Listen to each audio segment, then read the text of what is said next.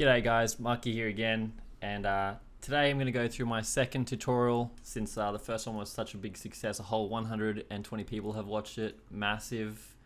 A lot of you guys were asking me, how do I do textures? So I'm going to show you my little secret. So I get a lot of my textures, I make pretty much all of them. A lot of them come from surfaces from photographs, or I'll dirty a piece of paper or use an ink roller or something like that. For this particular example, I went outside, I took a photograph of the road out the front of my house. You can see my feet are still in the bottom of it, which I'm going to cut out. And the process for turning this into a texture is actually pretty similar to the one from my last video.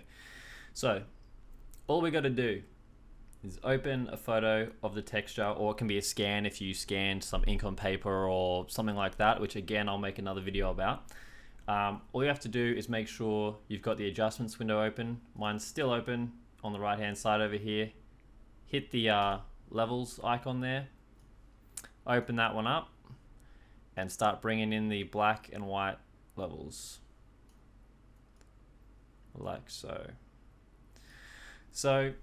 For this, I mean, it depends how rough you want the texture to be. If you wanted it to be super gritty, you could sort of incorporate the black further like this, which is a bit crazy for me. Or if you want it to be really subtle, you could do the exact opposite, which I do a lot in my work, a lot of subtle kind of textures like this. So for this one, I'm going to keep it pretty subtle. Then all you got to do is select the part you want to use, making sure I don't keep my feet in there, and then I'll hit Control-Shift-C to copy the merge layers again, and I'll jump across to Illustrator, paste it in, boom. Alright, so select the image, and you can click on Image Trace if you want to. And just like my last video, open the image trace panel again. Mine's already open, it's on the right hand side here. So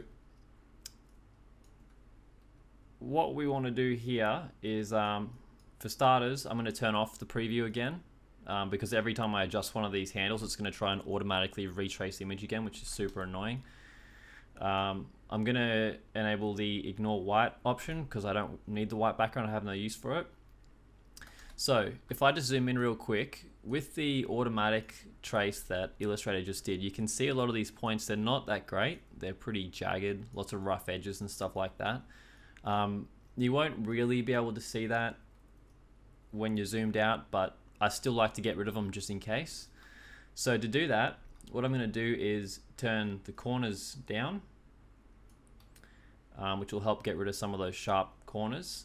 I'm going to bump the paths up, and I'm going to turn the noise down. And now I'm just going to hit preview again.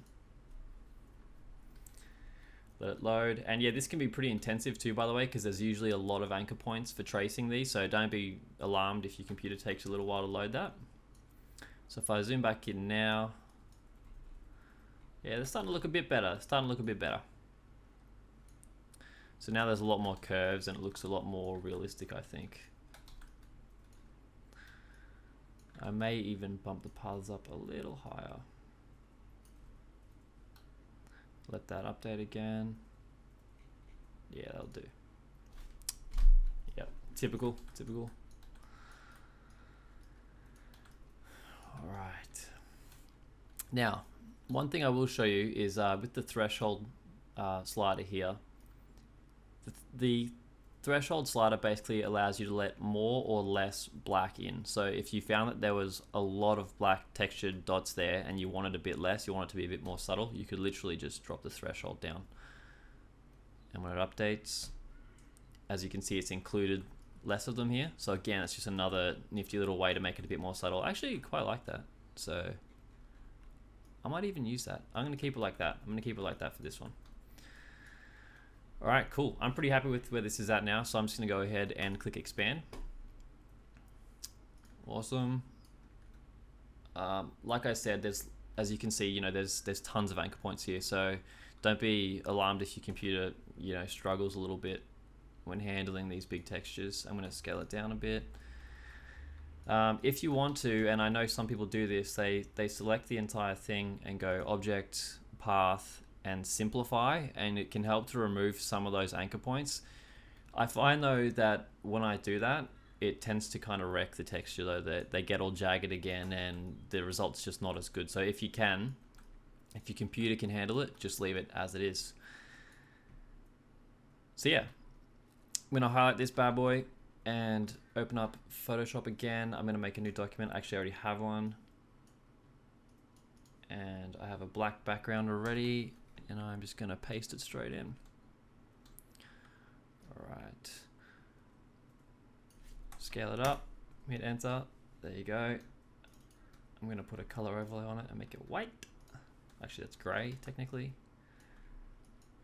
And there you have it. So if I zoom in, it looks pretty good. You can't really tell that there's any jagged edges and stuff like that. I think it looks pretty realistic. It kind of looks like flecks of dirt or something, which is a pretty cool look if you ask me. So I'm pretty happy with that.